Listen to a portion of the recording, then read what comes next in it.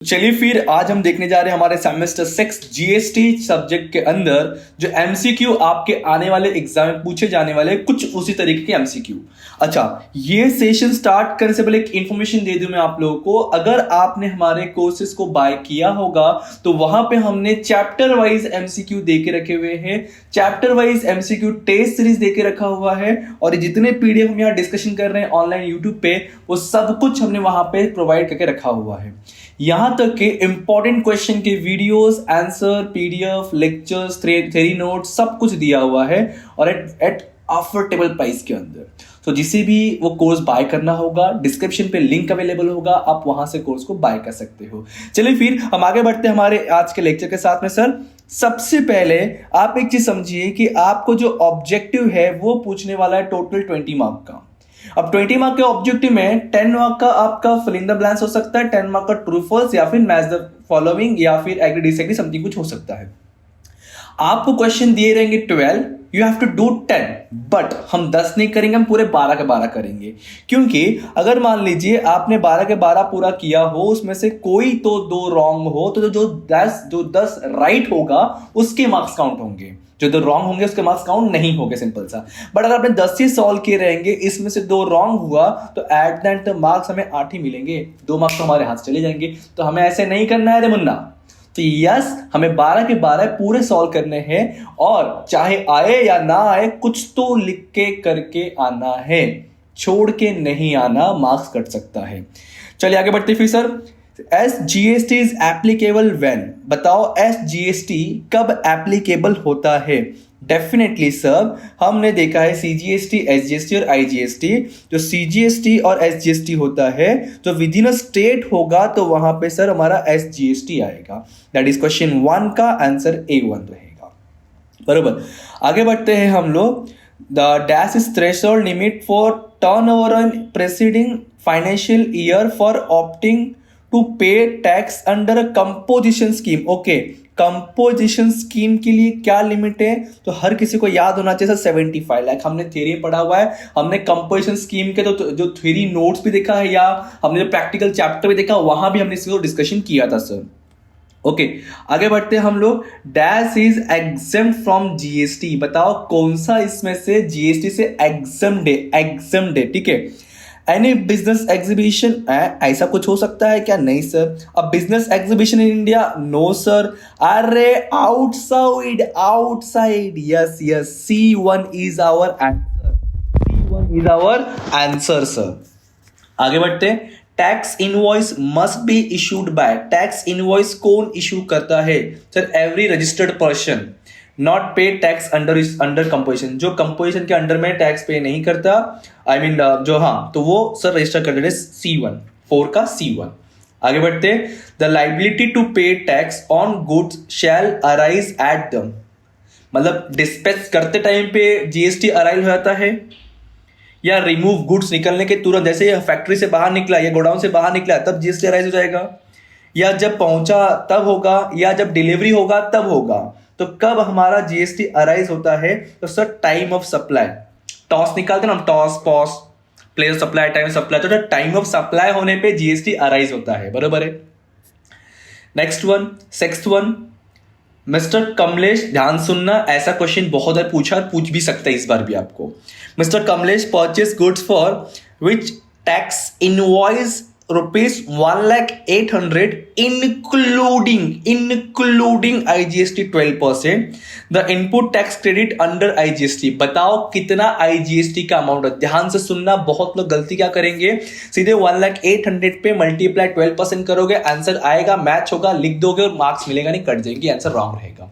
इसको निकालना कैसे? देखिए, आपका 1,08,000 जो है इंक्लूडिंग IGST, नॉर्मल परसेंटेज 100 होता है प्लस 12% IGST है, मतलब ये 112%। कितना है? 112। And we require 12%, cross multiply करोगे आप लोग, that is 1,08,000 multiply 12 divide by 112 करोगे, क्योंकि इंक्लूडिंग है। एक्सक्लूडिंग होता तो आप इस पर डायरेक्टली परसेंटेज कैलकुलेट कर देते, बट ये इंक्लूडिंग होने की वजह से आपको क्रॉस मल्टीप्लाई करना पड़ेगा, और क्रॉस मल्टीप्लाई करने के बाद आपको इसका एक्चुअल अमाउंट मिलेगा जो कि रहेगा 10,800। करके देख लीजिएगा, करके देख लीजिएगा, आपको अमाउंट मिलेगा 10,800 मिलेगा। चलिए आगे बढ़ते हैं। 6 हमने ऑब्जेक्टिव्स कवर किए। 7th one, dash refer to receipt of goods और सर्विसेज और बोथ, या तो गुड्स या तो सर्विस या फिर दोनों, वेदर बाय परचेज, एक्विजिशन और एनी अदर मीन्स विथ और विदाउट कंसिडरेशन। बोलिए, इसका आंसर साफ साफ दिख रहा है सर, इनवर्ड सप्लाई। या बोला है रिसीप्ट, आया आया आया, क्या आया, या तो गुड्स आया या तो सर्विस आया या तो दोनों आया, तो सिंपल है sir, inward inward inward inward बोलते हैं इसको हम लोग। 8th one, supply of goods and service which constitute predominate eliminate of composite supply is called. होता ना 3-4 चीज होता है आपके साथ में बेचते हो लोग, तो इसको तो प्रिंसिपल सप्लाई। क्या आएगा? प्रिंसिपल। इसमें भी हमने थ्योरी जो मैंने बताया आपको, उसके अंदर प्रिंसिपल सप्लाई का मीनिंग वगैरह दिया हुआ है, तो वो भी पढ़ोगे तो आपको यहाँ बहुत सारे एमसीक्यू क्लियर होते हैं। इसलिए हमेशा बोलता हूँ कि एमसीक्यू को एट द एंड क्या करो, ताकि आपके थ्योरी हो गया रहेगा, प्रैक्टिकल हो गया रहेगा, तो ऑब्जेक्टिव करने में बहुत आपको मेहनत नहीं करनी पड़ेगी, कम मेहनत में काम हो जाता है। Tax rate on goods is determined by, tax rate कौन डिसाइड करता है? हम गवर्नमेंट चिल्लाते हैं, बट गवर्नमेंट एक डिपार्टमेंट अपॉइंट करता है, इस कॉल्ड जीएसटी काउंसिल। कि जब जीएसटी की बात हो रही है तो जीएसटी काउंसिल अपॉइंट करेगा, ठीक है, जीएसटी काउंसिल डिसाइड करेगा। Next one, 10th one, every person shall have dash in order to eligible for grant of registration under GST. हर एक पर्सन के पास सर पैन नंबर होता है, पैन नंबर, उसके अकॉर्डिंग हम जीएसटी में रजिस्ट्रेशन कर सकते हैं, विदाउट पैन नंबर हम नहीं कर सकते सर। 11th पे आते हैं, transfer of title in goods is a supply of, transfer of title of goods बोल दिया, सप्लाई ऑफ गुड्स बोलेंगे, सिंपल सा बोल दिया। ट्रांसफर कर रहे हैं हम गुड्स का टाइटल, तो उसको हम सप्लाई ऑफ गुड्स कहेंगे, सर्विस तो सर्विस का होता। GST I N refer to, ये हमारा थ्योरी का पहला आई थिंक जहां तुमने क्वेश्चन था, मैंने बताया था जीएसटी आई का फुल फॉर्म, इसके बारे में, इसके फीचर सब कुछ बताया था। सर ये नेटवर्क होता है, क्या होता है? नेटवर्क, सॉरी आइडेंटिफिकेशन नंबर होता है, ये देखिए जीएसटी आइडेंटिफिकेशन नंबर, ठीक है, आईएन, इनकी इसके बाद ही पार्ट दिया तुम्हारा। आगे बढ़े, फिर सर आगे हमारा आ जाओ, अब 12 था, अब मान लीजिए एक रॉन्ग हुआ था, मैं बोलते बोलते मैंने नेटवर्क बोल दिया, अगर इसमें मैं मान लो कि इसमें आंसर रॉन्ग हो गया था, तो फिर भी हमारे पास 11 राइट होता और 10 मार्क हमें चाहिए थे। इसलिए कहता हूं कि हमेशा 12 के 12 टिक क्या करो आप, टिक इन द सेंस वहां लिख के, अगर वहां लिखा है री राइट वर्ड लिखा हुआ है क्वेश्चन के अंदर, so you have to write question again, otherwise not required to question write down the question, just write down the answer only. Okay, तो यहाँ लिखा है, देख लेते एक बार, select the most appropriate and rewrite the full sentence, मतलब yes आपको पूरा क्वेश्चन विथ आंसर लिखना रहता है। अगर री राइट वर्ड नहीं होगा तो सीधे क्वेश्चन 1 का ए का पहला आंसर, दूसरा आंसर, तीसरा आंसर लिखते चलना, दैट्स इट, ठीक है। अब देखो इसमें ट्रू फॉल्स में आपको री राइट वगैरह कुछ नहीं बोला, तो just you have to write down question 1 का बी का पहले का आंसर, दूसरे का आंसर, तीसरे का, बस इस तरीके को लिखते चलना है, बरोबर है। चलिए तो शुरू करें सर। हाँ जी sir, the balance of CGST credit after set off CGST can be use toward the payment of IGST. क्या जीएसटी का लिखा हुआ है? आईजीएसटी लिखा हुआ है। बोल रहा है सीजीएसटी का जो बैलेंस है उसको हम सीजीएसटी के अगेंस्ट में यूज करने के बाद क्या आईजीएसटी में यूज कर सकते हैं? जी हाँ, आप बिंदास यूज कर सकते हो। तो इसका आंसर ट्रू रहेगा। आप टिक या एग्री मत लिख के ना, लिख के ना प्रॉपरली ट्रू करके, ठीक है। अगला, value of supply is the amount upon which tax levied on collected. Correct है सर, वैल्यू ऑफ सप्लाई वही अमाउंट होता है जिसके ऊपर हम जीएसटी कैलकुलेट करते, टैक्स कैलकुलेट करते। तो यस ट्रू, ये आपका वैल्यू सप्लाई चैप्टर ही है पूरा और बहुत इंपॉर्टेंट चैप्टर, इसमें से 100% श्योरिटी क्वेश्चन पूछता है आपका। आगे बढ़ते, registered person supplying taxable good shall issue a tax invoice. Yes, with in 30 दिन के अंदर ही करना होता है, 30 डेज के अंदर ही करना होता है, ट्रू है। The place of supply of training services will be where services are actually perform where the recipient. हाँ सर, ये तुम्हारा पॉज वाला क्वेश्चन है, प्लेस सप्लाई वाला, तो आंसर ट्रू है। और पॉज का यही एग्जांपल भी था हमारा, नोट्स का देखोगे तो आप लोग। Goods and service tax is supply based tax. Yes, definitely supply based है ये आपका।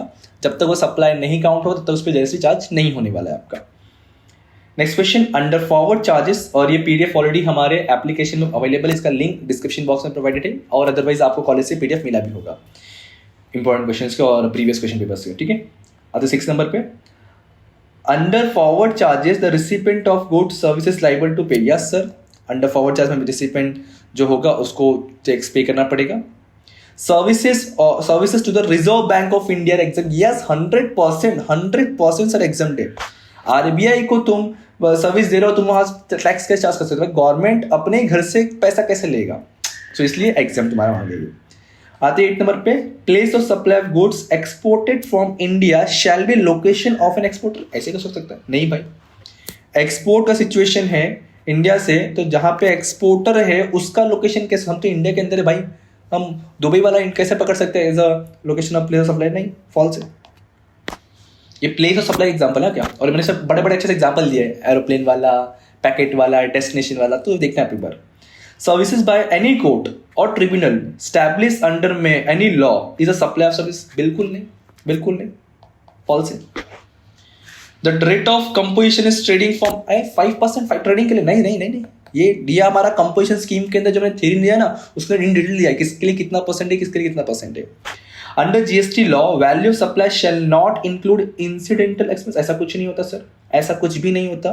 इंक्लूड होता, सारा इंक्लूड होगा, फॉल्स है।